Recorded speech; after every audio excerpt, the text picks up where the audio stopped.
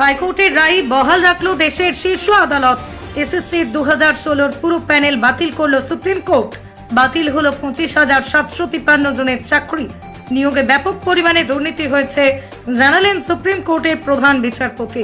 Supreme কোর্টের তরফে বলা হয়েছে, যারা অন্য সরকারি দপ্তর থেকে এখানে এসেছিলেন তারা পুরনো জায়গায় যোগদান করতে পারবেন।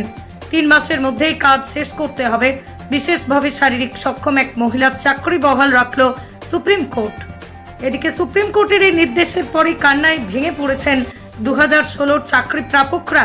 তাদের বক্তব্য, 10 বছর আগে পরীক্ষা দিয়েছিলাম, কি করে জানবো যে সেই সময় দুর্নীতি হয়েছে? দুর্নীতির মাসুল দিতে হলো যোগ্যদের। অন্যায় করলো অন্যরা, চরম দায় নিতে হচ্ছে আমাদের। দুর্নীতি না করেও দায় নিতে হলো। সংসার বাচ্চা আছে, চালাবো কি করে? বাংলায় মমতা ব্যানার্জি জিন্দাবাদ।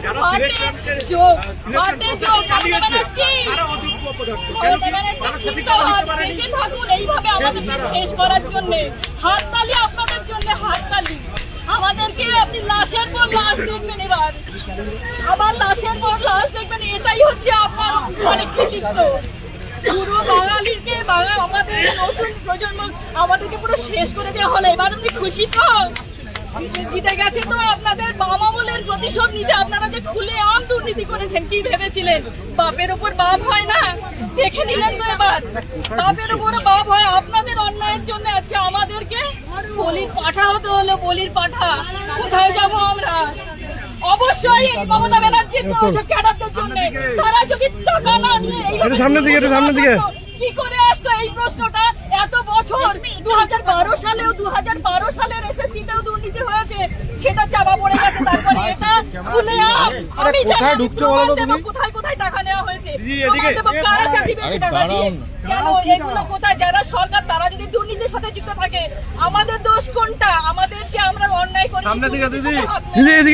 তারপরে আমরা যে এইখানে এসছি, এই যে অবশ্যই মমতা ব্যানার্জির লোকেদের যারা দুর্নীতি করেছে, তৃণমূলের এটা হাজার বার তৃণমূলের যারা খুলে আমারও অফার এসেছিল টাকা দেওয়ার জন্য, আমি চাইনি।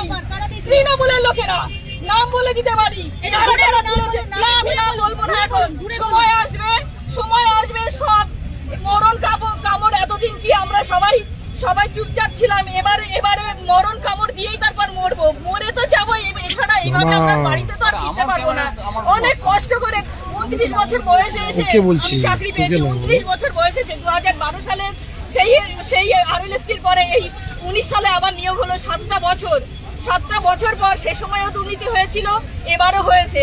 এত বছর পরে 29 বছর জীবনের শেষ সময় এসে আর আমরা কি দাঁড়াতে পারি? সারা বছর কি, সারা জীবন কি মানুষ পড়াশোনা করতে পারে? এখন বলছে রিএক্সামের কথা। আপনারাই বলুন তো, পারবেন তো মাধ্যমিক পরীক্ষা দিতে? পারবে তো? ওরা যারা কথা বলছে তারা মাধ্যমিক পরীক্ষা আবার বসতে রিঅ্যাপিয়ার করতে পারবে তো? বেতন ফেরত দেওয়ার কথা বলা হয়েছে। আমি জানি না কিসের কথা বলা হয়েছে। পরিশ্রম করেছি, এটা করে নেব। আরে বেতন ফেরত, যারা দুর্নীতি করেছে, আমরা তো দুর্নীতি করিনি। আর বেতন ফেরতের প্রশ্নই ওঠে না। আমরা যা সার্ভিস দিয়েছি আমাদের স্কুলে, আমাদের স্টুডেন্টদের কাছ থেকে খবর নেই। খাতাও দেখেছেন, মাধ্যমিক উচ্চ মাধ্যমিকের খাতাও তো আপনারা? আমার এখনো আনফরচুনেটলি বলুন, ফরচুনেটলি বলুন, আমার কাছে এখনো আসেনি খাতা, আমি এখনো পাইনি। বাট অনেকেই পেয়েছে, আমার সহকর্মী যারা ছিলেন তারা পেয়েছেন। এখন আমরা কি করব? আপনাদের কি মনে হয় আপনাদের এই যে এই জাজমেন্টটা হলো, আমাদের দোষটা কোথায় বলুন তো? এই যে এতদিন আমরা শুনছি যে নিরপরাধীর শাস্তি না হোক, আমাদের কোন দোষে শাস্তি দেওয়া হলো আমাদেরকে? বাছাই করতে পারেনি বলেই আপনাদের এই ফল ভুগতে হচ্ছে। বাছাই করবে কি করে? যে চুরি করলো তাকে যদি বলেন যে আপনি যে জিনিসগুলো চুরি করেছেন ফেরত দিন, আপনি দেবেন? যে চোর তাকেই বলছে বাছা হোক। সে সেগ্রিগেশন হয়েছে হয়নি তার জন্য সিবিআই দিয়েছে, সিবিআই তার জন্য ডেটা দিয়েছে, মানা হলো না। আমরা কোথায় যাব এখন বলুন তো? আমাদের হয়ে বলার কে আছে? আদালত হাইকোর্টে আমাদের করে দিল, সুপ্রিম কোর্টেও সেম। আমরা তো বুঝতে পারছি যে আমরা যদি দোষ না করে আমরা শাস্তি পেয়ে থাকি, তাহলে এটা ডেফিনেটলি পলিটিক্স ছাড়া আর কিছু না। এই রাজ্যে অন্যায় হলো।